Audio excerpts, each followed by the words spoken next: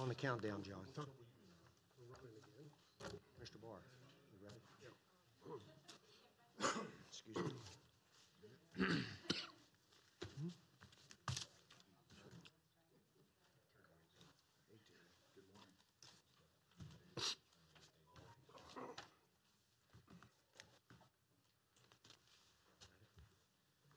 Good morning. Would we all please stand for the invocation provided by Commissioner Barr, and then we'll follow that with the Pledge of Allegiance. Most gracious Heavenly Father, we say thank you for this beautiful day in Washington County. Thank you for the opportunity to be present for the night of rest. Lord, direct us, guide us, and use us to serve others, and in particular the citizens of Washington County. May we honor and glorify and serve you in all these things. It's in your name we ask it. Amen. Amen. Pledge of allegiance to the flag of the United States of America and to the republic for which it stands, one nation, under God, indivisible, with liberty and justice for all. Thank you. Good morning. I'd like to call the Washington County Board of County Commissioners March 6, 2018 meeting to order. And with that, we're going to drop down to Commissioners' reports and comments. I don't know if the Commissioners have anything to comment. We'll start with Commissioner Kiefer. I would just like to thank the City of Hagerstown for inviting us to the State of the City this morning. It was a great event. And the comment that I would like to share with this group, and I hope it's picked up by others as well, is the improved relationship between the city and the county. That was recognized today by multiple people on stage. And just like to thank them for that, and the effort continues. Thank you. Commissioner Lyon, Commissioner Myers, Commissioner Barr. Yes, one quick thing. As many know, I spend every Wednesday at Maryland Association of Counties and serve on the Legislative Committee. And each and every week we have a number of bills, both Senate and House, that MACO reviews and looks over. And I have full reports if anyone would like to see those. Many of the bills MACO supports with amendments. Other bills that they support with strong wording of caution and deliberation. And more importantly, here of late, it seems like that we're absolutely outright opposing some of the bills that are presented in Annapolis in our legislature. So MACO continues to work in those efforts and look forward to continuous serving there on that level. So thank you very much. Thank you, Commissioner. We'll move down to reports from county staff. We have any staff members in the chambers? Okay. Good morning. Good morning. I just wanted to take this minute to welcome Brittany Higgins. She's our new public relations coordinator, and we're really excited to have her on board, and we're excited to see what comes from the marketing and public relations department. Thank you. Congratulations, Ms. Higgins, and best of luck. Thank you. Okay, any other staff members in the chambers care to participate? Anything to tell the commissioners? Okay, we'll go around the county attorney, county administrators.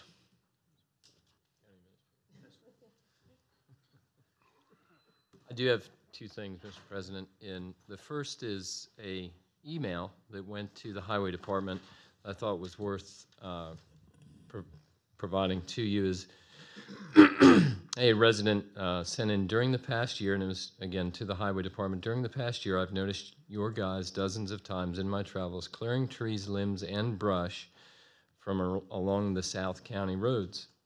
Without that preventative maintenance, this past weekend's winds would have been a far greater problem. Please, capitalized, all caps, thank all the folks who have worked all year to make things safe for the rest of us and make sure they know their work is appreciated. The underscore here is it's not a reactive but a preventative maintenance that the Highway Department, Jim Sterling, Ed Plank, his staff, and all the guys out on the roads have done to prevent something from happening dangerous or for keeping power in place. So hats off to those folks for having that preventative maintenance plan. Budget brief as far as what Commissioner Barr said. without highway user restoration, you will get a brief today from Ms. Greaves, our CFO, but without restoration in some part, that will affect our budget. So that is in a state of being resolved, but we are watching closely what happens in Annapolis with that HUR restoration, and any fragment more than what we've had would certainly help. And finally, I think there was something very poignant that the mayor said today in the state of the city, which was the only action that is too small is inaction. And I thought that was something I'm going to try to commit to memory. So thank you, sir. Also, I appreciate those updates on the HUR monies. And I know we received an email on it. For me, I understand dollar amounts. You know, we talk about a percentage of increase and all of that there, and and I can figure all of that up. But and you've done a good job giving me the information on what does that really mean to Washington County in dollars. So I just wanted to thank you for that. Oh, thank you, sir. Anything else? Okay, last chance, boards and commissions. Okay. Okay.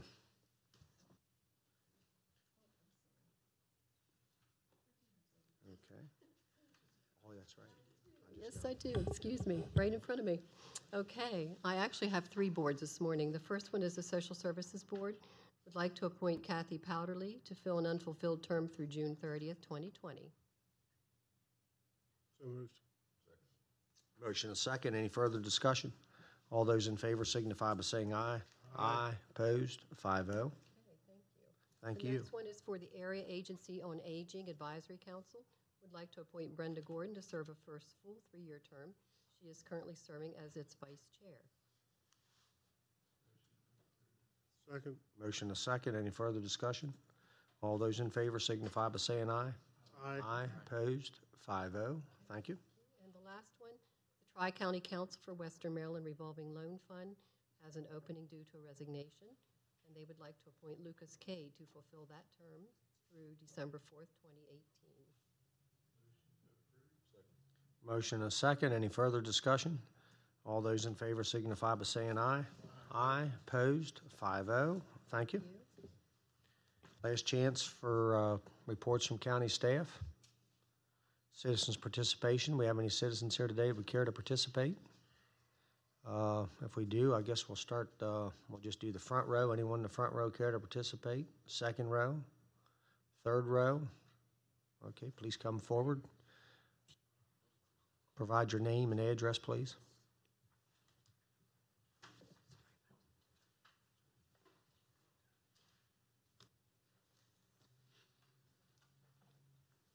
Good morning, Commissioners, ladies. Good morning.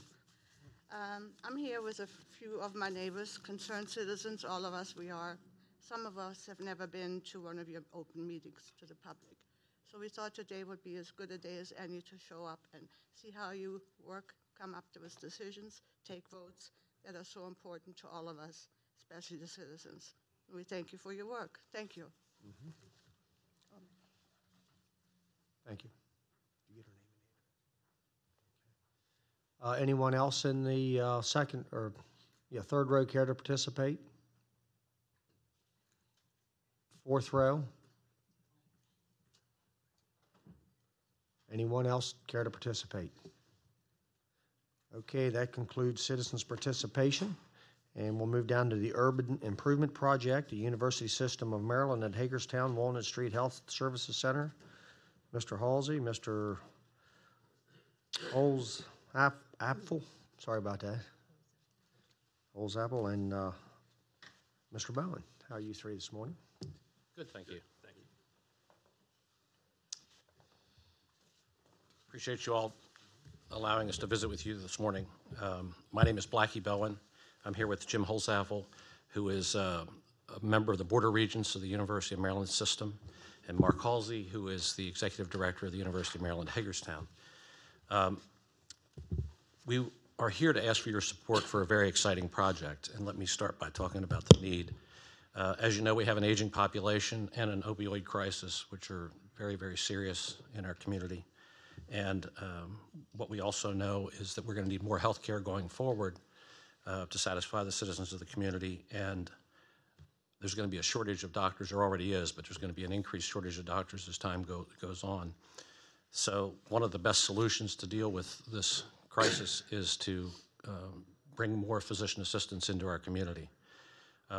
In terms of physician assistants, it is predicted that there will be about a 30% shortage between now and 2024 across the nation, and that's similar in the state of Maryland. So far in Maryland, there's only 2 places you can get that master's degree program. That's at Towson University and University of Maryland, Baltimore. We have had a hard time, the physicians tell us they've had a hard time recruiting physician assistants out here. There are certainly some in the community, but we could use a lot more already. And with that in mind, let me get my glasses out, make sure I didn't miss anything.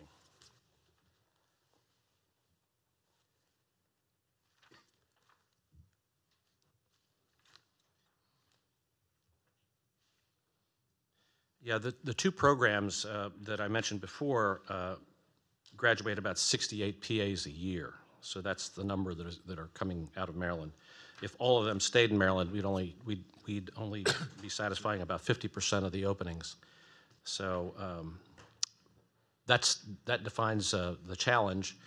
Jim is going to talk about maybe the solution to that challenge. So thank you all very much for having us in this morning. One of the exciting things about these regional educational centers, which we're very fortunate to have one in Hagerstown, is that you can customize a program. To have a new program such as physician's assistant right here in Hagerstown, Maryland, is just, we think, a win-win for the state, for the county, and for the city.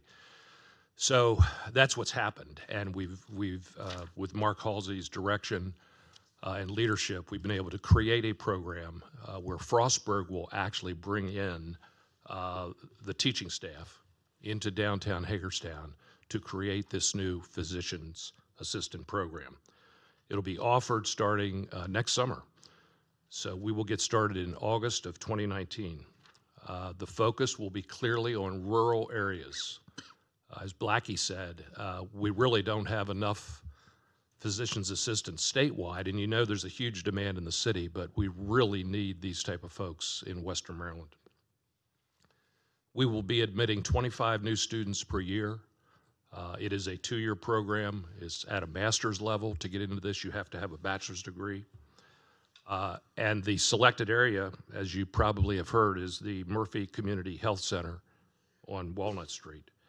So in conjunction with Meritus, the University System of Maryland, Hagerstown, is renovating the 3rd floor into a health sciences center. And then Meritus is going to renovate the 1st floor into a practicing physician's clinic. So this will become a teaching clinic for these 25 students. We anticipate that this project is going to be a big deal for downtown Hagerstown. It will increase access to health care. It will also further help with revitalizing downtown. A couple of just significant notes. There will be about $500,000 in new additional payroll. We anticipate spending by students, faculty, and staff.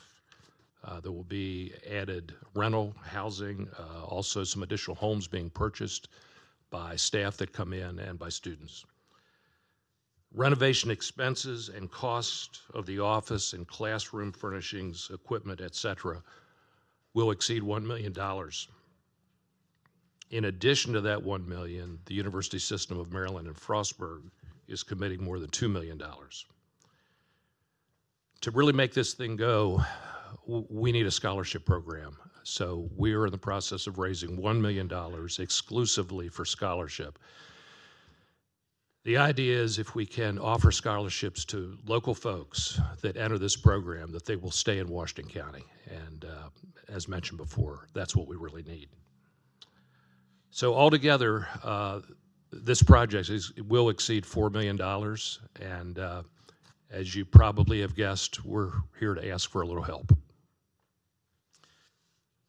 So far, local residents and local organizations, along with an ARC grant of $300,000, have raised a total of about $1.5 million. Our objective was to raise $2.1 million. That would be 1.1 for renovations, furniture, equipment, and so on, and about $1 million for the scholarship program. At this point, we have raised $900,000 for the renovations and equipment, so we're about $200,000 short there. We've raised $580,000 toward the scholarship program, so we're about $420,000 short there. So our total need is about $620,000 to complete our phase, the community's phase of this project. We are here to ask Washington County Commissioners to support this program with a contribution of $250,000 toward this effort. We think this is one of the most exciting programs. I mean, university system could have picked anywhere to put this. Obviously, there's a major need. To have put this in our community means long-term employment for lots and lots of people that will come out of this program and the people that will be supporting the program in terms of faculty and staff. I was talking to Joe Ross not too long ago, and I said, what do physician assistants make in the community? And he said if somebody was coming out of college today with that degree, they'd start at about $100,000 a year. So this is a significant opportunity for well-paid people to stay in our community and help provide health care for those of us that are getting older. Anyway, that's our request. Any questions? Yes, I do have a couple. This is brought in as an urban improvement project. I thought that was downtown, and for myself, I've publicly committed $4.5 million to the urban improvement project. This is totally different, unrelated. Okay, because that's what my agenda says. Urban, okay. Yeah. But Okay. this is not part of what's going on downtown with the theater, with the other buildings, with the community, well, with our portion and with the Washington County Public School. We are referring to it as urban improvement because, in fact, it is improving downtown Hagerstown, but it is not part of what is classified as the urban improvement project. And for me, I can't speak for all of the commissioners. I love the part in there about scholarships. And, I don't have a problem helping our local people with some scholarships to become practitioners, and as was stated, probably a decent chance of keeping them in our community. And when we're out talking to people, often we hear our kids go away to college, there's nothing for them to come back to. So here's an opportunity to provide something through scholarships for our local people and gives them a place to return to. So, I mean, for me, over time, I could support something. We'd have to get with the staff. Was this presented to the staff yet? Just in this forum here today. Okay. I mean, I'm only speaking for myself. I could support help with scholarships over time. I mean, I would be comfortable with that part of it. And as far as the amount, I would have to hear that from staff, or we get an update on our position budgetarily here, I think right after your presentation. So we'll be, at least for me, I'll be in a better, I'll know what's happening here in the county with our budget. Well, much of the campaign that we have been involved with has received pledges over 5 years. And that would certainly be something that we would be not only accepting of, but probably expecting.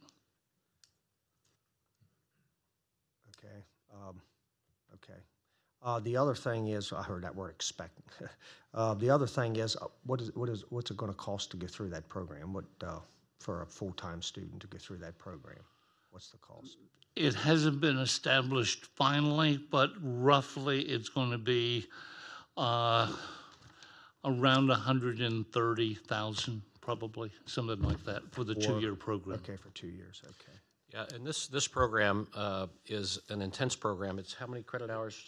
It's actually 120 credit hours over 2 years. So if you think about that, it's basically a 4-year bachelor's program, which they're doing in 2 years. So when we say it's full-time, they're going to be going to school 49 weeks a year rather than a typical summer term and lots of vacation. some master's programs you can get with 40 hours credit. This is significantly different.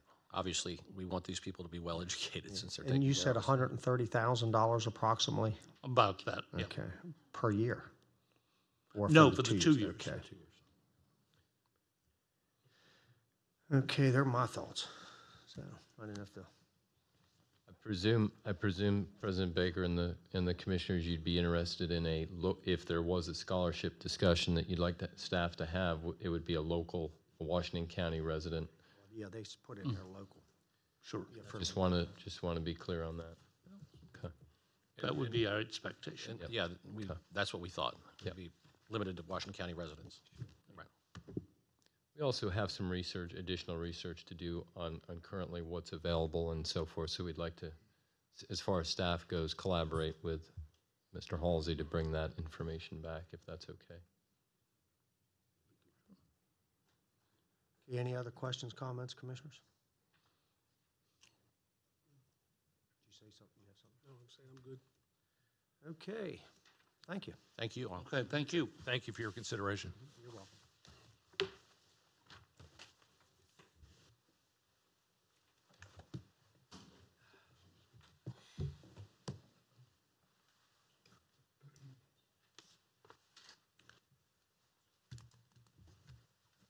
Presentation of the 2019 through the 2028 capital budget, Draft 2. Mrs. Greaves, how are you this morning? I'm well. How are you? And Mrs. Eklund, how are you this morning? Good.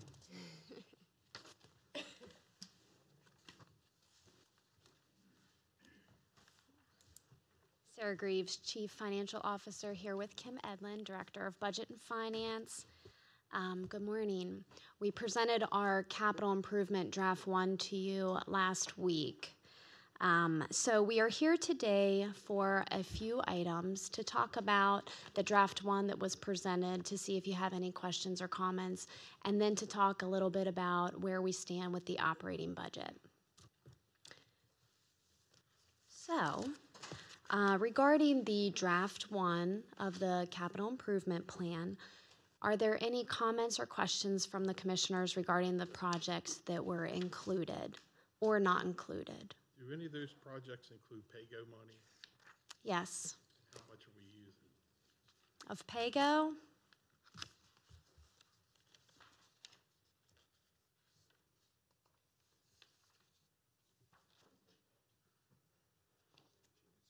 Maybe Kim or Sarah could explain what PAYGO is for the rest of us, that what exactly PAYGO is. PAYGO is basically cash, your cash sources that you'll be using towards the budget. It comes from the general fund. We have $5.6 million included in this budget number.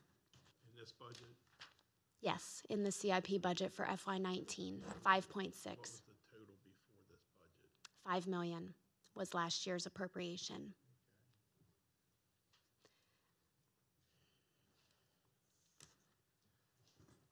Any other questions, comments?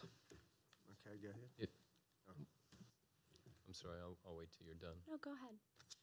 I wanted to explain, you're still in the CIP portion of your explanation, I think, correct? Yes. Okay, I'm sorry. Is there a percent that we're supposed to always maintain in PAYGO or our cash reserves? Or recommended by accounting? Cash reserves, yes, there is a percent for the general fund, and that's 17%. And we do have that in the general fund. So this PAYGO, we would not be dipping into our cash reserve to provide funding for the current year CIP plan. We do see some challenges as the CIP plan also, because we get money from the general fund and we're in a better position right now to know where we stand with the general fund. We may be having to make some adjustments to the CIP plan, which we'll bring back to you at a later date. There are possibilities of reducing the general fund contribution to CIP, or finding project savings, whether current year savings or prior year savings, to pay for some of those projects.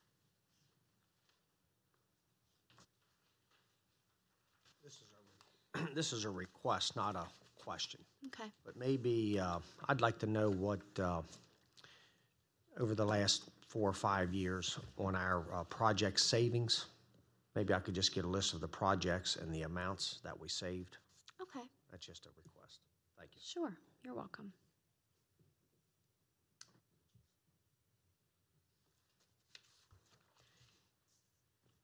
For management purposes, President Baker.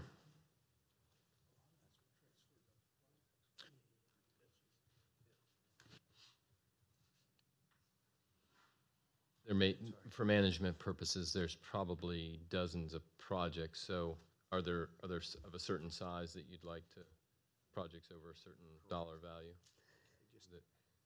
Larger. Yeah, let me think about that and we'll have a conversation, but it'll be larger, yes. Okay. Be sure we report back to you. $5 and up.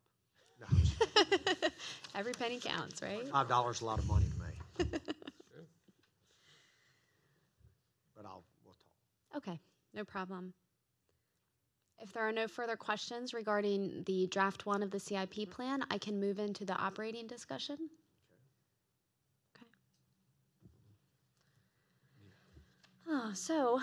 Budget and finance staff is working diligently to balance the budget. Last week when we came to you, we spoke about how requests came in around $233 million and projected revenues were at $228 million, leaving about a $5 million gap. We have reviewed over 19 funds that we have, including the general fund, which we're primarily working on. Those funds include over 150 departments, and within those departments, we have looked at physically over 2,000 accounts. Okay, that is part of our yearly review process that we do. So after reviewing these accounts, we have closed the shortfall to around 1.2 million, which is where we stand today. So staff will continue to work on this budget to bring you a balanced budget on March 20th. And, we will be looking at further reductions for departments that had larger increases. We'll be looking at the CIP requests because, as we talked about before with the PAYGO money, that does tie in to our shortfall. We will be looking at software requests. Every year we have the IT director review the software requests to make sure that they are in line with his understanding of what is needed. And we may also review any long-term vacancies to try to find savings.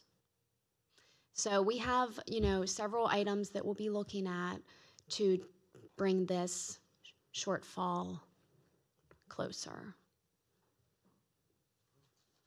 Follow up to President Baker's comments about $5 being important. Is it not true that in staff's diligent, in-depth review of this, that you're even down into the $50 ranges of reductions to try to balance this budget? Yes, sir. That is true and accurate. Mm-hmm. It's so interesting when we have our cut sheet and we're looking at $50 here and $75 there. I think that's significant. Mm-hmm. And that needs to be shared with our constituents, that it goes to that minute detail Yes. of how to balance the budget.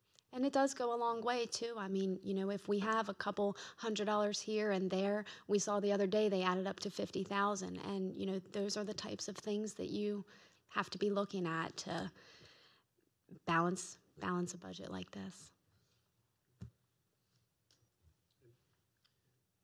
That is absolutely correct. I know there's over 200 different line items in those 16 or 17 accounts that you spoke of, so it's very diligent work that Sarah, Kim, and her staff are doing. Hats off to them. There's also other things that staff throughout your county is doing, which is, for instance, stormwater treatment. You're going to hear more about in that. A couple years ago, staff presented to you I think it was an $800 million cost, which we're trying to effectively solve with, which is what the state of the city, the mayor spoke about today, clean water EPA and MDE requirement that we're trying to solve with about $800,000 per year. So these are mandates that there's different ways of trying to approach it, and we're trying to do it by thousands of dollars, not millions of dollars. So there's all due diligence going in on this with a lot of pretty intelligent people, aggressive and ambitious people to save the county money, and I'm pretty excited about what we're going to be able to share with a Clean County initiative. So, Thank you. So are there any other questions regarding the operating budget and where we stand today? I think that's just awesome, going from 4.7 to 1.2 million, and keep up the great work. Thank you. Many hours. Yes, we will. Next, I just wanted to let you know that we did fill your binders with personnel request packet as well as the sheriff packet, public safety packet for review. The presentation on those items will be next week. Okay. All right, thank you. Thank you.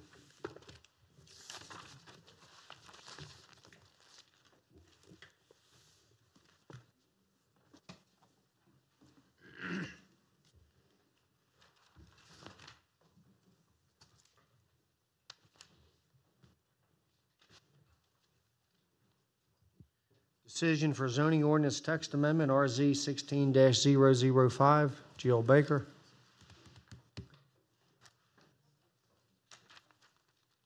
Steve Goodrich. I guess I'm filling in for Jill. Maybe because you're a few minutes ahead, she's not here yet. So I will start the discussion.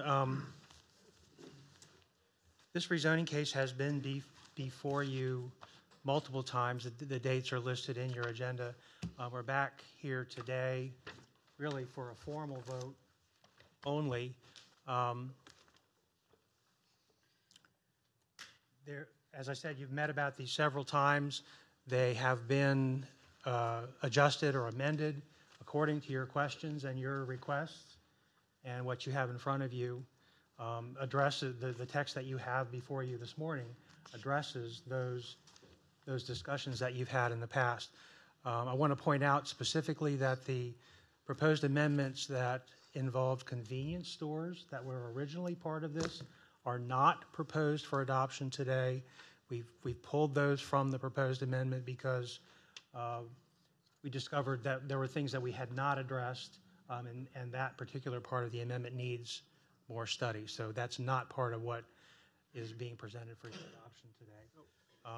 Just to clarify, I'm sorry. So the change to the definition of convenience stores, and is that what you're talking about? Correct. Yes, that's not part of the final package of proposed amendments. How will that be handled then, as an addendum or an amendment? I'm sorry. What? How will that be handled at a later date, through an amendment or We'll an come back addendum, later. or- We'll come back later with a different package of proposed amendments and go through the process that we've already gone through a public hearing, public input, and that sort of thing. Right. I mean, if there's going to be a change to it, it sounds like they're going to relook at it and Yes.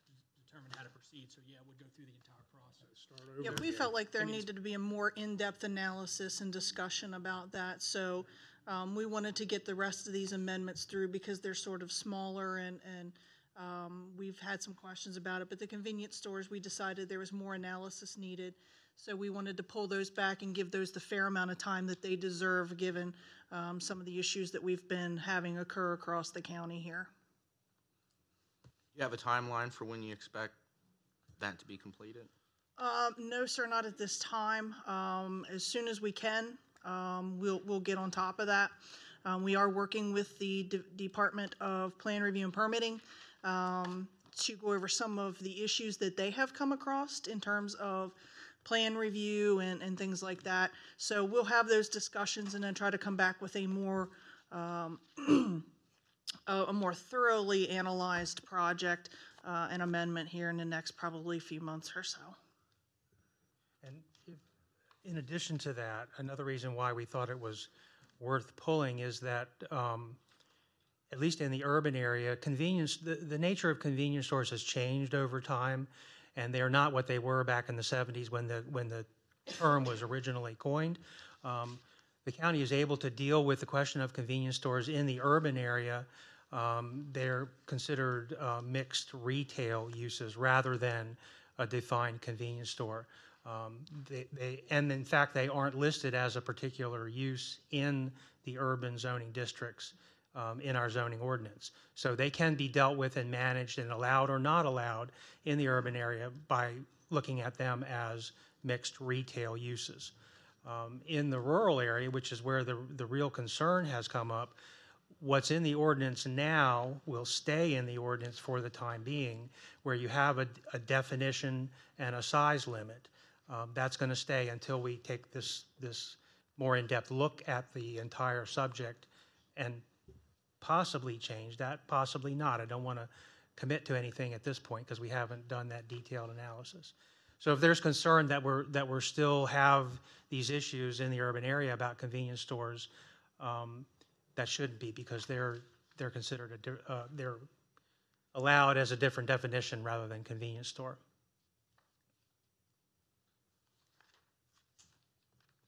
Any other questions, comments? Yeah, I just want to make a comment.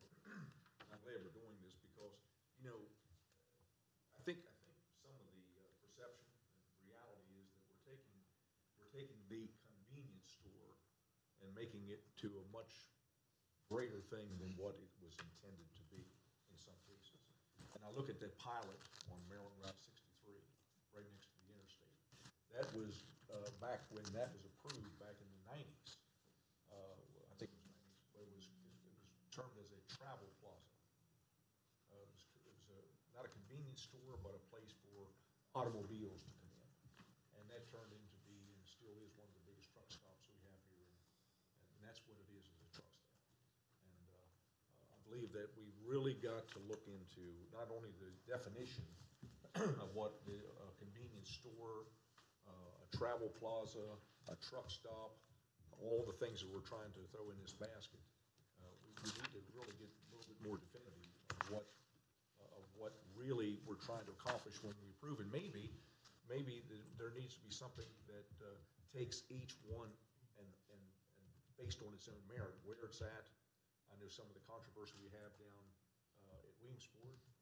It's you know, the state of Maryland has spent over $1 million putting a much needed park and ride in. And the implications that could be caused by that down there doesn't sit well with me at all. So, I mean, these things just need to really have a hard look at whether we're increasing size, whether we're calling it a truck stop, travel plaza, whether it has a car wash or not, and all these things I think could be lumped into a text. Well, those concerns are exactly why we feel that we need to pull this back, what we had originally proposed, to give it a more in-depth review. Well, just please make sure the thing's spread out a little bit, not lumped. Yeah, we plan on doing that as its own distinct text amendment. That's another reason we decided to pull that out, because we felt like that was an important enough topic that it shouldn't be lumped in with all of the separate text amendments that we have here today. That is a very important case where it should just be its own entity, and that's all we talk about.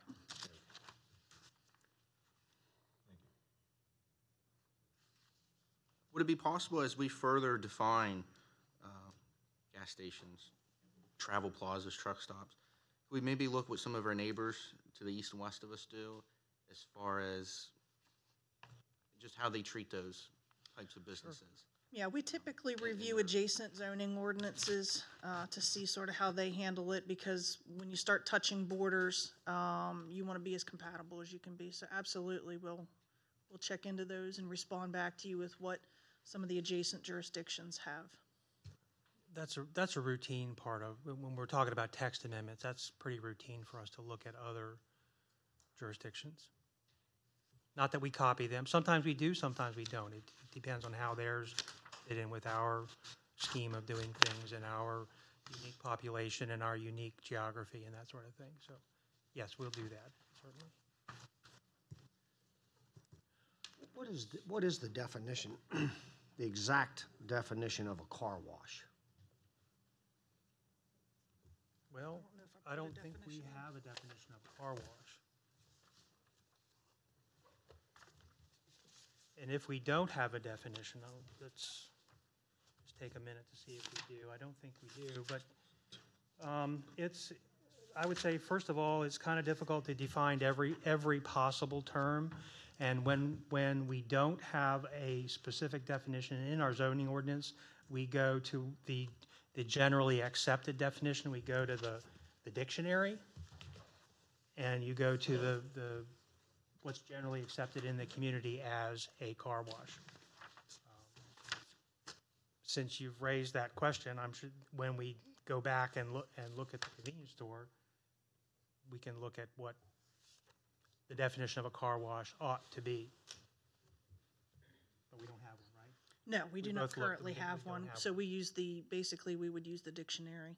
That's one of the common things we do as well. It's listed in the very beginning of the ordinance that if we don't have a definition for it specifically within the ordinance, we will go to a dictionary and find the most common definition that's out there, and that will be used as our interpretation. We occasionally also use what's called the North American Industrial Classification System. It's a system of coding certain kinds of land use. It's not specifically for land use and zoning. It's more for economic reasons to classify industries for economic analysis, but we do refer to that classification system in the ordinance in some of the commercial zoning districts, and we do use those numerical classifications sometimes. And I'm sure that car washes have a numerical classification. I'm not sure if it would be appropriate for us to use those numbers in this situation, but that is another place where we refer to when we try to specify certain land uses. So, do you have any other questions? Yeah, There's a whole other category. On the mobile homes that you have in here. Okay, I'm probably not going to support anything to do with setbacks on mobile homes that are already current. And it goes back to the septic systems. If I or whoever has a mobile home has a septic system in place and they're capable of handling 6 bedrooms and they want to go from a 2-bedroom to a 4-bedroom, they want to upgrade, I don't know why I want to mess with them on setbacks. If we're going to tax everybody on every inch of their ground, I should be able to use every inch of my ground. I mean, that's just my position. So I'm really having a hard time with that one, I will tell you that. Okay, what we brought back to you today, what you have in front of you today is the result of multiple discussions with you and a consensus. So what you have is what we believe to represent what you wanted to come back for adoption. In light of that, the amendments that affect mobile home placement are always designed to try to gain compliance with the setbacks that are there in the ordinance right now. When you initiate a replacement, one of the goals is to try to get all replacement uses to comply. But there are exceptions in what we wrote here to address the possibility that you can't comply. And then if you can't comply, there's always the Board of Appeals options. But what we have here is designed to allow replacements with a reasonable amount of compliance and an option if you can't comply.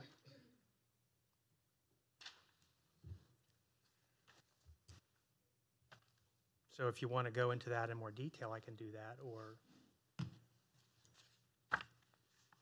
But I want to stress the point that we put on the paper what we believed you wanted to adopt. And so if we need to discuss it more, then certainly we can do that. Something else that would be helpful for me, and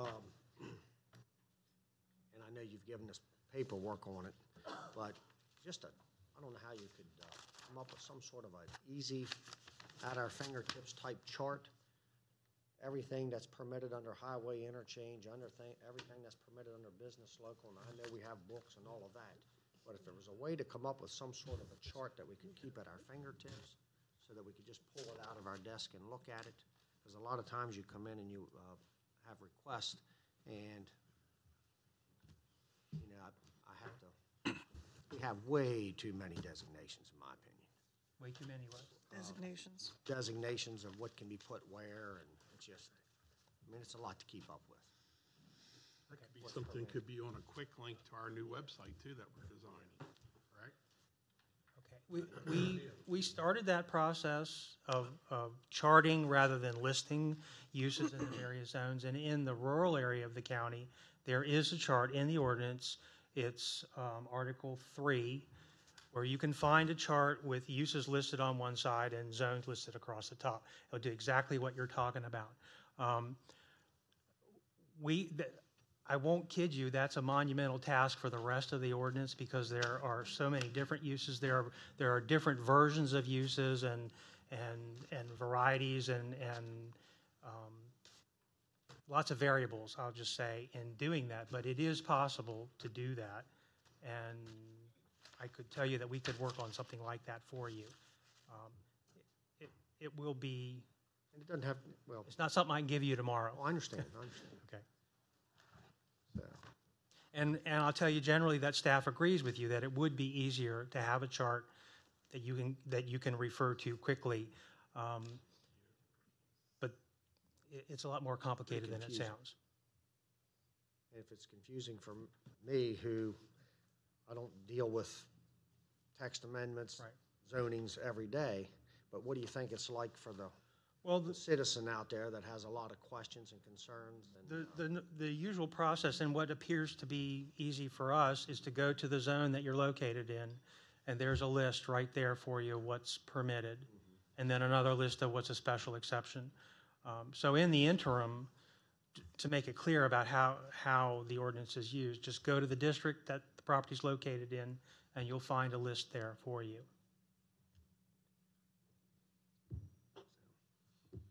Okay, any other questions, concerns?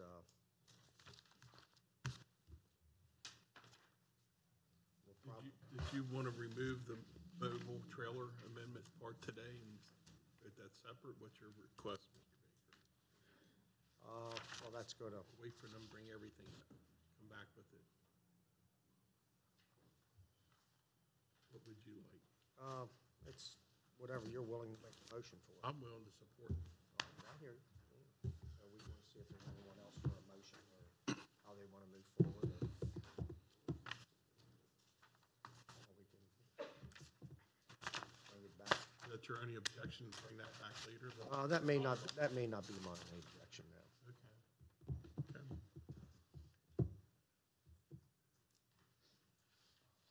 Sounds like you want to bring it back.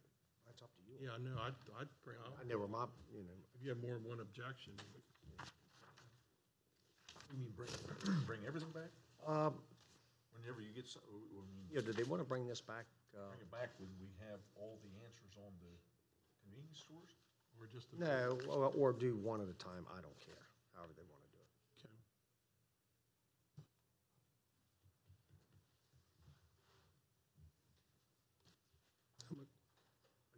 I guess I'm looking at staff to ask the question of how difficult is it to maybe piecemeal this? Is that what we're We would suggesting? likely have to withdraw this and start over with a new case number and start the process again. So that's what I'm afraid of.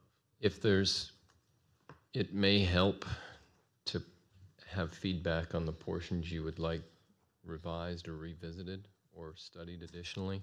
Yeah, so far we're hearing you have issues with the mobile home replacement section, but not with any of the rest of it. There's a I variety. think I have a little bit of a problem with the buildings in your front yard. And we changed those, again, we changed those according to the direction you Yeah, gave would us. it be helpful if we sort of broke these down for you and we go one by one, and that way you can sort of give us your feedback and then we can bring it back that way? Would that be helpful to you? Okay, great. I do have these sort of broken up into a list that I think we can kind of go through here quickly. The first grouping of amendments that we did here had to do with the breweries, wineries, and distilleries. Specifically, what we were targeting here were the distillery fact, because currently in the zoning ordinance, there is only one location by which you can have a distillery, and that would be in the industrial general. That is the highest and most intense zoning district that we have in the ordinance. And the reason for that is because of how the state law was set up in terms of manufacturing licenses. Recently, they have changed the laws to have less intense distilleries. You hear now a lot about the farm distilleries and the little breweries, microbreweries and so forth. And that's what those amendments are targeted to do. So what you're looking at here is basically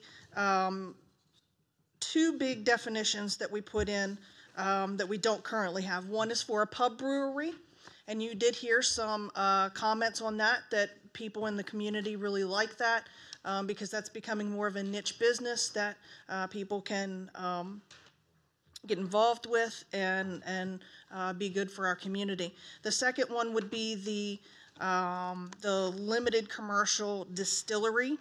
That is a new manufacturing license. We are proposing that would be a special exception in the rural areas.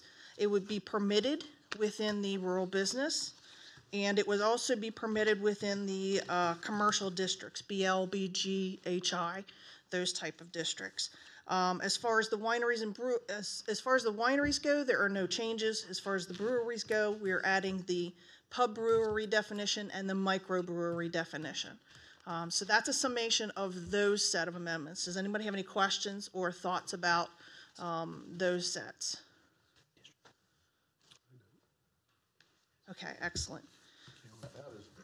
Yes. How does any of this pertain to some of the stuff that's going on in Annapolis right now with the comptroller?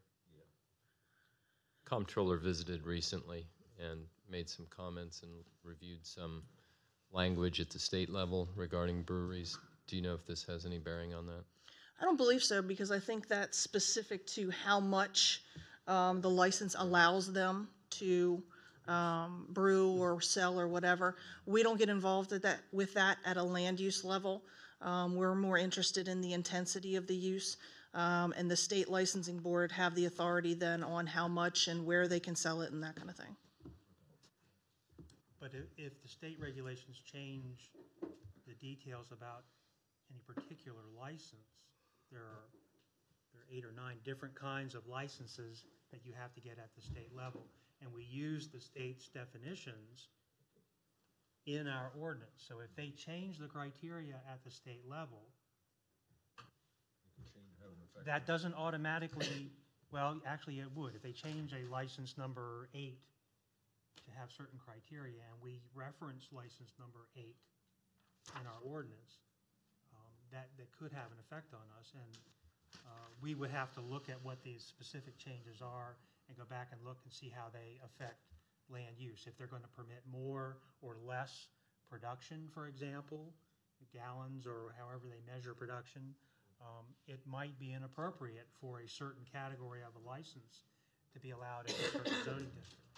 Well, you know, we talked about bringing these other amendments back, and the General Assembly has 5 weeks, and we'll know how far that's going at that time. Ain't gonna hurt us to hang on for a month. You know, I think in general, we just table that and those will. Okay. So the next set of amendments, the next grouping of amendments that we are dealing with have to do with the industrial mineral overlay. What has happened is that between the urban area, or excuse me, the rural area rezoning and the old zonings, we realized that there was a mistake made in lumping all of the mineral extraction operations into one specific group. But instead, we feel that it's appropriate to go back to the old way we were doing it, where we have a low, medium, and high volume extraction. The reason for that is we've had a few people come in who are farmers or whatever and want to do, you know, a bucket load of slate to somebody, or they want to, you know, a bucket load of dirt or something like that. And MDE has become much more aggressive at their permitting of those types of uses, and therefore are requiring specific permits for mineral extraction. So some of the smaller guys are getting stuck in that.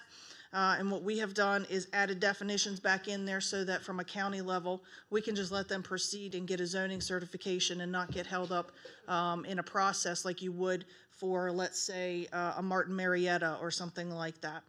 So that's the purpose of those amendments, to sort of define different intensities of mineral extraction so that these smaller guys that are just selling a bucket load of dirt here or there can get through the process much quicker than where we would want to do a more intensive review of the larger mineral extractions.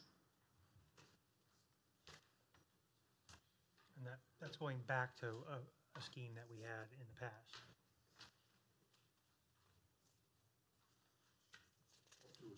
Up to what amount? As far as low volume extractions, it's up to less than an acre. For moderate volumes, it's between 1 and 5 acres, and high volume is anything over 5 acres.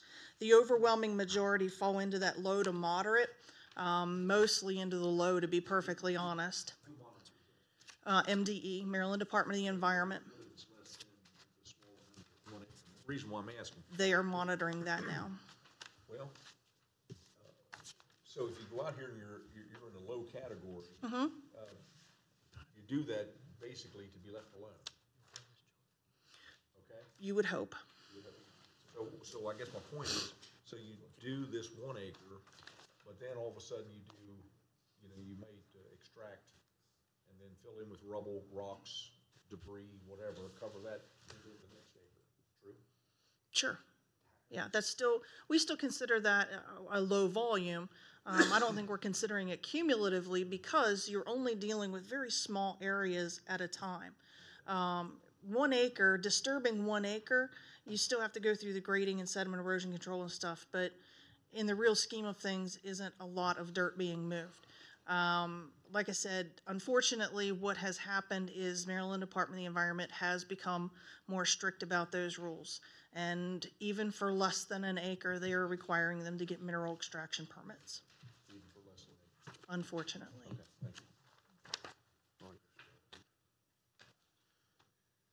Any questions or comments?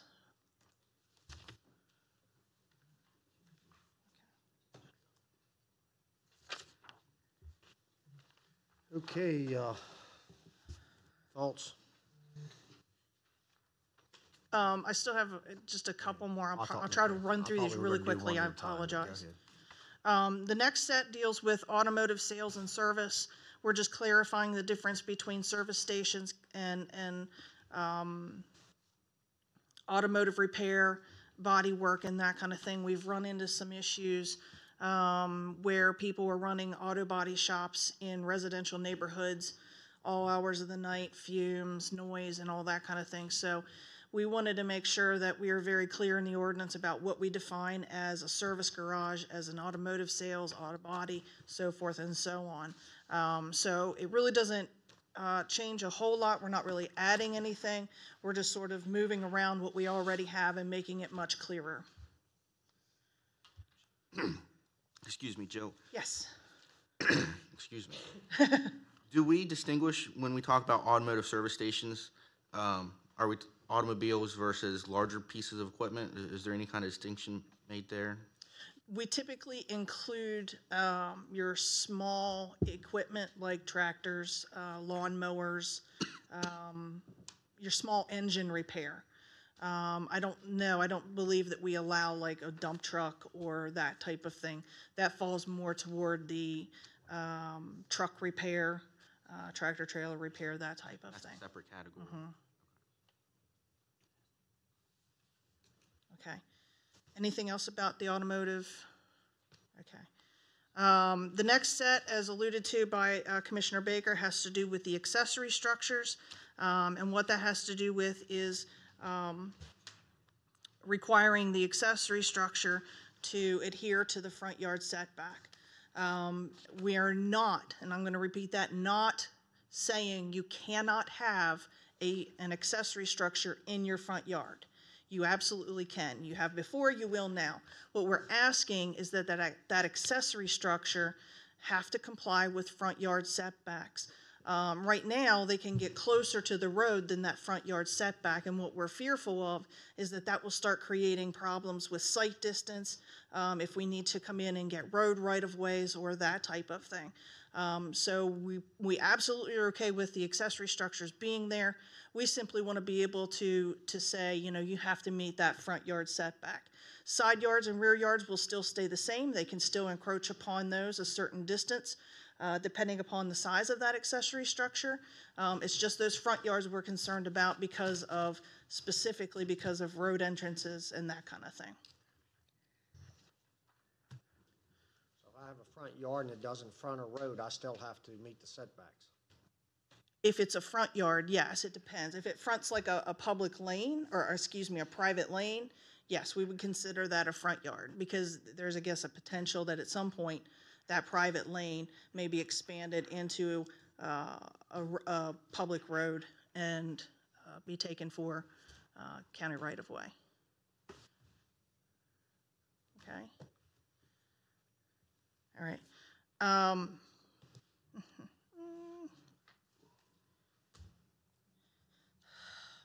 The next amendment is very simple. It's just a correction to a referencing error within the solar energy generating systems. It's literally just a number change. We referenced the wrong section. The next amendment, again, is related to car washes.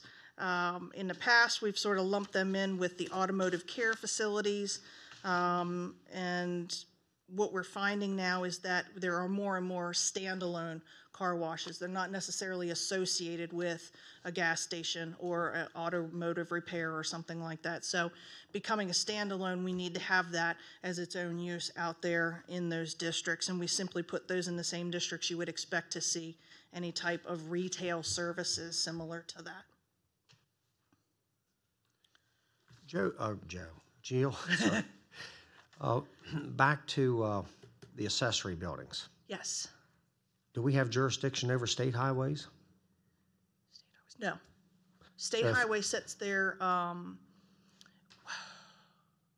We typically use a standardized system by which, depending upon the classification of the road, is how we deem the setback. So in the case of a state highway administration road, if it's, say, a minor arterial or whatever, we would say you have to have a 60-foot dedicated right-of-way, and then we measure the setbacks from that point. So What is the setback for a building next to a road or in your front yard? What would the setback be in feet? Well, your setbacks depend on the zone that you're located in, and there's not necessarily a direct relationship between being on a state road and whatever your zoning is. So if you're in a residential suburban zoning district, your setback is always the same. Your building setback is always measured from the property line, and it's always going to be the same no matter what road you're on. So residential suburban, for example, the setback for single-family dwelling is 20 feet, whether you're on Maryland Route 60 or whether you're on Slabtown Road. And in each zoning district, you're going to have a different front yard setback. So out in the Clear Spring, Hancock area, out in the rural areas, what would the setback be? Depending on the zone, it could be 40 feet in an agricultural district. We've had that for years now. Because see, that doesn't make sense to me. If I'm out in the rural area, my setback should be less than if I'm in a populated area where you're going to have a lot more traffic. Because typically out in the rural areas, we don't own the road bed itself. It's a prescriptive easement, I think that it's called, something like that. So that the property owners actually own to the center line of the road, but the county has certain rights from edge of road to edge of road. So when we measure the setback from the center line back, it's still within your property boundary. However, some of our road is going to be in your front yard, whereas in an urbanized area, we actually require you to dedicate that full right-of-way. So your property boundary goes right up to that right-of-way, and then your setback starts. So that's why it's smaller, because some of your setback that you would have eaten up in the rural area isn't there anymore because we would actually physically, pardon me, own the land. So if I own the roadbed, my setback goes from the middle of the road back, or will it go from my property? Your property line would typically, not always, typically go to the center line of the road. Generally speaking, though, in rural areas, you have larger minimum lot size requirements and therefore larger setbacks. The idea is to have less dense development in the rural area. So you've got 5, 20, and 30 acre minimum lot sizes in most of the rural area. And that's why you have larger setbacks, either 40 or I think in the other districts it's 50. No, it's 40 there. I think the front yard setbacks in all of the rural districts is 40 feet. Yeah. And that's been a long-standing, that's always been the case in the zoning ordinance, regardless of the amendments we've had. Since 1973, you have larger minimum lot sizes in the rural area and larger setbacks in the rural area. Smaller in the urban area because you're encouraging development to be more dense and because you have public utilities to serve that development as well. In the rural area, you need space for your septic areas and your separation from your well and that sort of thing.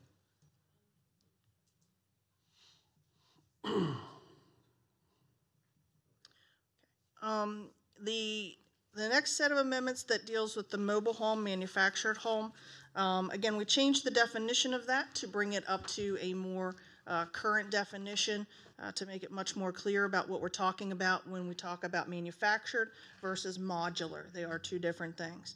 The second part of that has to do with the setbacks and the location. Currently in our zoning ordinance, which was written, this portion was written back in 1973. The way that the ordinance says is that if you are to replace a mobile home, you have to put it back in the exact same spot. The problem is that in 1973, the typical mobile home was somewhere in the vicinity of, 10 to 12 feet wide, 50 to 60 feet long. In today's world, you now have double wides, triple wides, and even longer single wides. So the ability for a person to put that directly back in the same location isn't possible because it is not the same size anymore. So what's been happening is we've sort of been interpreting here and there about when or where those replacements can happen. The good news is that over the last 10 years, all of the mobile home replacements that have occurred outside of a mobile home park have not needed any variances. They have already complied with the current setbacks, and they will continue to comply with the setbacks. So all we were trying to accomplish by this amendment was basically to say, we're no longer going to tell you to put it back in the exact same spot. You can put it anywhere on that property you choose to put it, just stay within those minimum building setbacks just as you would for a stick-built home or a modular home. So that's what we were trying to accomplish. I don't know if that's the way it came across, but that's sort of where we're coming from on that. But they could put it back in the same spot if they wish. Currently, they would have to. They would not have a choice. It would have to go in the exact same spot. So you're saying in the request, they would still be able to put it back in the same spot if they choose to do so. And if they wanted to move it somewhere else on that lot, if they choose to do so, they could, as long as they would meet the setbacks that the existing structure currently has. As long as they meet setbacks that are currently in the zoning ordinance, not the existing setback of the structure. So if you had a mobile home that was 5 feet from a property line and they wanted to replace that, we would want them to move that to say 10 feet because that's the current setback. So we would ask them to move that 5 feet. That's sort of where we're getting at with that. But again, we've not come across any situations where they don't meet. And the other thing is too, is that, you know, if you're getting a larger mobile home, typically you have to get a larger pad, and you may have to enlarge your septic system depending on what size you put in and that kind of thing. There's also the option of the variance that if for some reason your unique property is set so that the well is here, the septic is here, the only place that it can go is the house can go right here. We absolutely have that relief valve in the Board of Zoning Appeals to say, yeah, that's a hardship case, we should let that go, and they can put it back where they need to. And that's the point of it, is only for those unique cases where it creates that hardship. We want to alleviate those issues for those people. But if we can gain compliance, it's important that we get it at the point they're going to replace. Make that decision. They don't have to pay to take it through the zoning appeal process. They would pay to go to the Board of Zoning Appeals for the variance procedure. Okay. It's really important to make it clear that when if you're going to replace in the exact same spot with a new one, there's a very high chance that it's not going to fit in the same spot. If you go from a 10 by 40 to a 12 by 50 or whatever, it's not going to fit on that foundation anyway. So you can't use that. If it has a foundation, it might have. Not all mobiles have foundations. Or it can't, because the new one is larger, it's not going to fit on whatever arrangement there was for the old one. I just want to make that clear that that was part of the consideration for looking at this amendment, is that new ones don't fit on the old whatever it was. But if my foundation already is for a 12 or 40, and I'm not currently within, beyond the setback, I'm 5 feet instead of the 10-foot setback, and I want to put it exactly where it is. Do I have to move it? Replacement? If it's the same exact size mobile home, they can. That's what you're saying. Yes. It's the exact same size. Yes. Take one off, put a new one on. Tear your foundation out and build a new foundation. What's that? If it doesn't, you'll have to get rid of your old foundation. That's right. I'm saying if the foundation right now is 5 feet from the property line, but I'm putting exactly the same thing back in. I mean, if that's your concern, we can easily enough change that and just say the setback is whatever the current building is. I think it should. That's, if that's the concern you have, then that sounds like the direction that you want to head.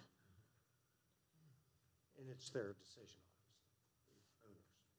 Yeah, that they can either keep the setback that they have or move within the property wherever they want. Recommendations to say this is what we could do, or maybe want to consider this, X, Y, and Z.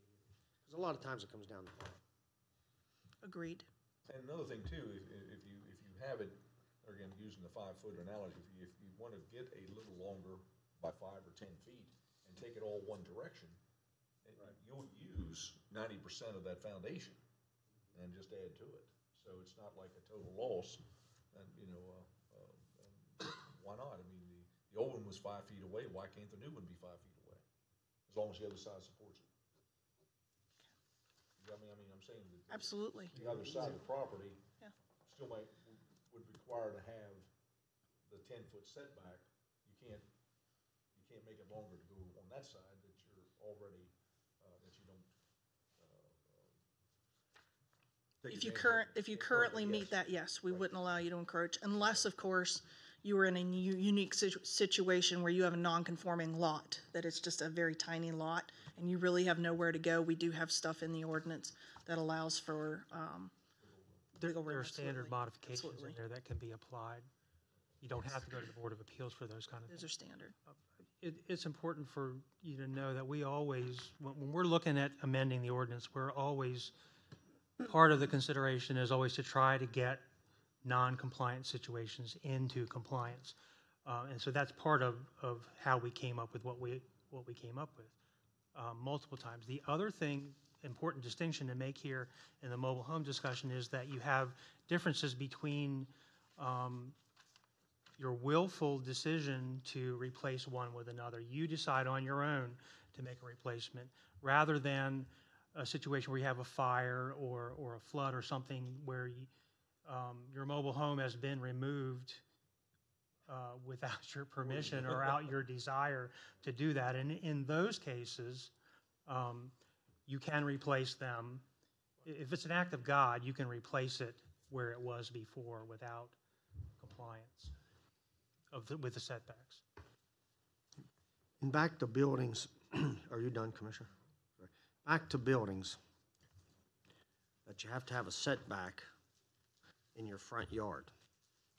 I guess I can somewhat understand if it's a county-owned road, but if I own the road going up and my front yard goes to that lane, and even though that lane's on a different property, a different lot, I should still be, I shouldn't have to follow the setbacks for that if I own it.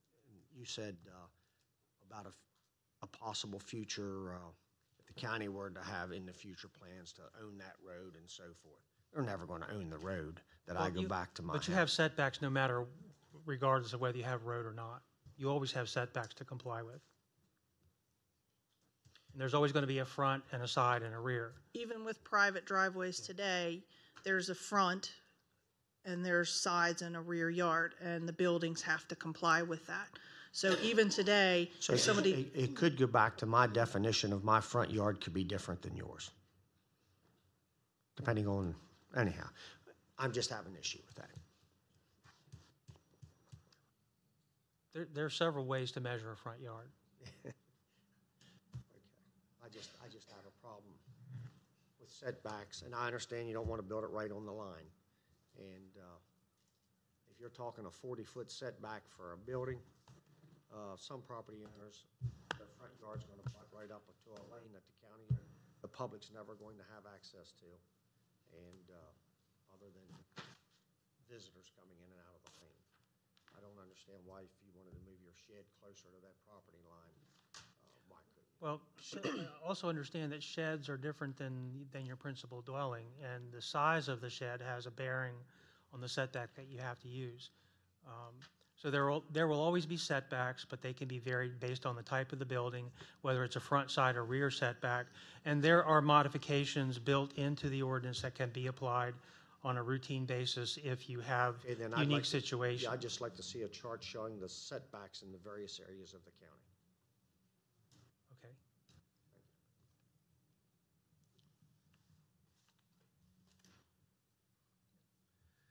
I'm sorry, I'm not very good at multitasking. Let me see here. The last two amendments that we are doing, again, are sort of just cleanup things that are simple. The first deals with essential utility equipment. We wanted to include pumping stations, both above ground and below ground, as essential equipment. As it stands now, they're typically non-essential and therefore have to go through a special exception process, and that gets that delays our process in terms of providing utilities and infrastructure to our community. So we feel very strongly that pumping stations are just as much an essential utility as the lines themselves, and therefore should be included within that definition of an essential utility. And then the last one deals with just a strict cleanup issue where we're going to delete the intensity column on that chart that you see for the rural area uses. When we amended the rural business section of the ordinance, we did away with those intensity issues, so they are really null and have no point to being in there. We want those removed. So those are the last two things we're talking about.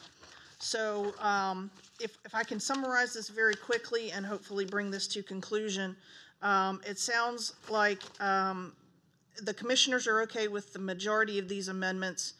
We can change the amendments regarding the mobile home setbacks to allow them to use the existing setbacks of the mobile home, or become compliant with the new setbacks. That way, that would clear up, I think, some concerns that you guys have about moving foundations and septics and that kind of thing. The other issue that's not as clear to me is the accessory uses. If I could just get a consensus on how you'd like to go with that. we can either amend that, or if you don't want that in there at all, we can just take that section out and not include that as part of these amendments. If you feel like that's sort of overreaching or whatever, we can definitely take those out. Or if you have another option, pardon me, we can do that as well. And then, are there any other issues that the commissioners would have dealing with these amendments that we should address before we bring these back? Oh, and I'm sorry, we would table this until after the legislature to bring this all back. Yes. Yeah, I think if we all, any of the commissioners have concerns, we can meet with staff. Well, I think though that, could you just start a little bit of a feed to us and maybe get some input as we go along instead of bringing it all back in an open meeting? Sure. I mean, you know. We can break it up, send it to Just you, get a the- consensus. Your work product as in progress. I mean, just, if you, or come back to us through the weeks and say, this is where we're heading, so we can bring it back in this one package. Okay. Or if we have concerns, we'll talk to Bob and bring it back half package at a time, however it works out. Okay. Any other questions, comments? Thank you. Let me just ask this, I'm sorry. When you're talking about if you bring it back, for the ease of discussion with the commissioners, you would bring it back. You might bring separate sections back to discuss. For discussion purposes only, yes. Like a workshop discussion. I mean, obviously, if you make substantial changes to text amendments, depending on what they would happen to be, I mean, if you're striking it all together, and we can move on and staff can relook at those. If you make significant changes or substantial changes to it, then we'd have to look at it and decide whether it was such a substantial change that would have to go back through the process again. So it's hard because we have a lot of different issues going on here, and I think probably a lesson that we've learned is to split these up a little bit more, but moving forward. But I just want to make it clear that obviously, if you're bringing it in for the ease of discussion for the commissioners so they understand, so we can talk about one issue at a time, I think that's okay, but then we may have to look at each one depending on what the board wants to do moving forward. I mean, some of these look like they're probably okay with them and they can move forward. Some may be stricken altogether, but if you're going to make a substantial change to it, it may have to go back through the process depending on what the board wants to do. I think it's safe to say that we will have to go back.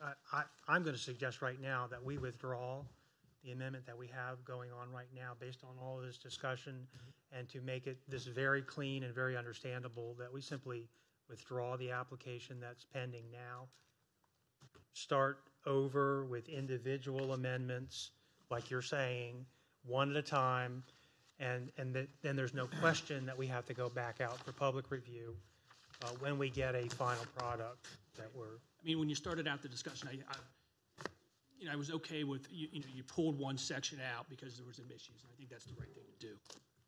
But the more discussion you have, now we're talking to specifics about a lot of these different areas. I know that slows the process, and Commissioner Kiefer asked what the timeline is. I mean, if you go back and start over, I mean, staff's going to have to review it, submit those separately, and go through the process. So I'm not sure exactly what the timeline is. I don't think it can take that. I mean, we've pretty much already gone through it. It's just a matter of now breaking them up and being a little bit more specific. I think we have very good direction here to basically go back and do those fairly quickly. I don't think we'll get too bogged down. Okay. So I mean, obviously that's Steve's recommendation. I don't know if the board wants to. Yeah, I think that would make that a lot easier and cleaner. Steve has to say. Okay. Steve here. All right. So that seems to be a consensus for the board. Very good. Instruct staff to go back and relook at those, and you're going to withdraw the text Correct. amendment that's And we'll pending bring right back now, fresh. and bring it back, probably some individual text messages or text. It's been a long discussion. Text amendments to make it easier for the board to deal with the specific issues and easier for you to explain those. So. Absolutely. Okay.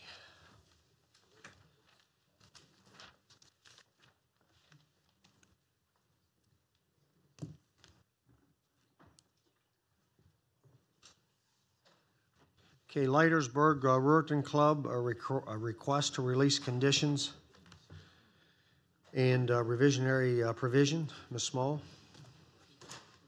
Good morning. Good morning. Yes, today I am here to represent the Leitersburg Ruritan Club and their request to release conditions and the reversionary provision that was listed in their deed. I am Susan Small, Real Property Administrator with the Division of Engineering. My motion for this today is to move to approve this release of the conditions and reversionary provision in the deed from the Board of County Commissioners of Washington County to the Leitersburg Ruritan Club, and to authorize the execution of the necessary documentation. On May 4th, in 1976, the board transferred the property located at 21427 Leiter Street in Hagerstown to the Leitersburg Ruritan Club. The deed is attached for your reference. The Leitersburg Ruritan Club has asked the board to release these conditions and the reversionary provision, giving them full right to the property. There are 4 conditions, which, if any of those would to occur, the property would revert automatically back to the county.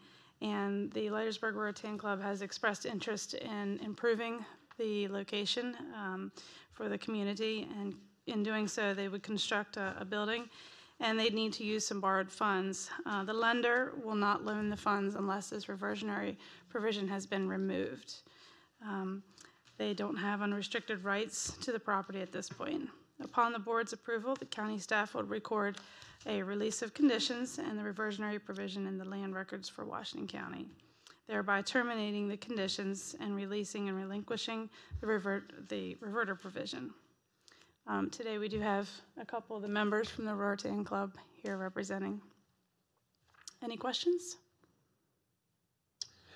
Any questions, comments? After 42 years, I'd say hats off to them, and I'd make a motion that we approve this ASAP. Okay. Okay, we have a motion and a second for the approval of that request. Any further discussion? All those in favor signify by saying aye. Aye. Opposed? 5-0. Thank you, Thank you. Leitersburg Ruritan Club, and best of luck. And if you need any free help, we have 5 commissioners here. We all have some skills. He had his hand up, I think. Yes, sir. Good morning. My name is George Sellers. I'm president of the Leitersburg Ruritan Club. I thank you very much for your consideration and approval. If there's any expenses incurred with this transfer or verification of the deed, please let us know. We'll be happy to do something with that. All right, sir. Thank you all again. Oh, thank you, and best of luck. Just let the commissioners know, the county attorney's office will draft that. We'll take care of that. So, but I appreciate the offer, and we'll be in touch with you about that. Thank you. Bid award, PUR 1374, Laboratory Services for Water, Wastewater Testing for the Department of Water Quality. Snoggle?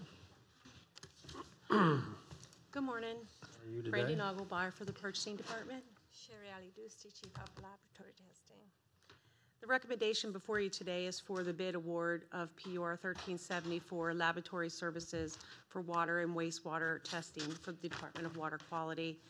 The recommended motion today is to move forward with the bid award for laboratory services to ALS Group out of Middletown, PA, for the lowest annual total bid sum in the amount of $47,997.50. The scope of services to be provided by this vendor includes the pickup, the preservation, and the transport of the samples, could be water, wastewater, or solids, from the Department of Water Quality's lab twice a week. This is a 1-year contract with 2 additional 1-year periods available for the county for renewal. This is a requirements contract utilized on an as-need basis. We guarantee no minimum or maximum on the units of service. This bid was advertised on the state's eMaryland Marketplace website, the county's website, and a local paper. We had 22 companies download the document. 2 firms came to the pre-bid, and we received 3 bids on February 7th, as indicated on the bid tab.